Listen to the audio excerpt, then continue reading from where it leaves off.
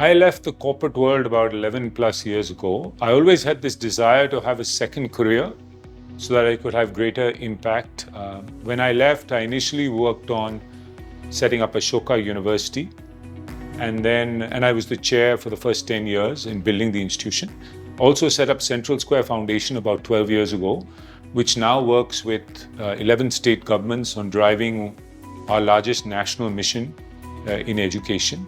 But at some point, I felt that there was a chance to do even more, as opposed to building 2 institutions, to actually build 15 institutions that could have impact across a variety of different areas. And so therefore, we set up the Convergence Foundation to incubate and create new initiatives, new foundations that can really drive change at scale.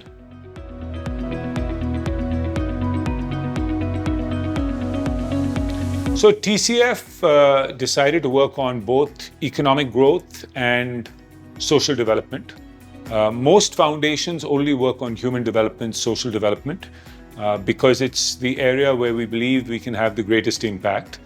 But actually, we took a little bit of a contrarian view and said that economic growth should be a key priority alongside social and human development.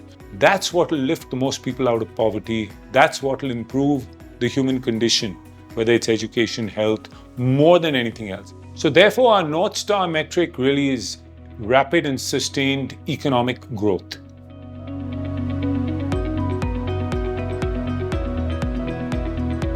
We want team members who are mission-driven, people who want meaningful work, who really want to make a difference to the country.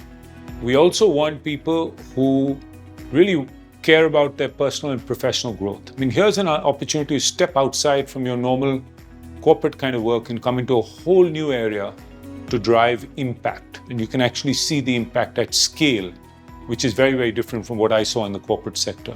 And finally, I would say is that TCF's network is really the largest agglomeration of talent. I mean, unbelievable talent, many of whom have come from the corporate sector, who've transitioned and been extremely successful.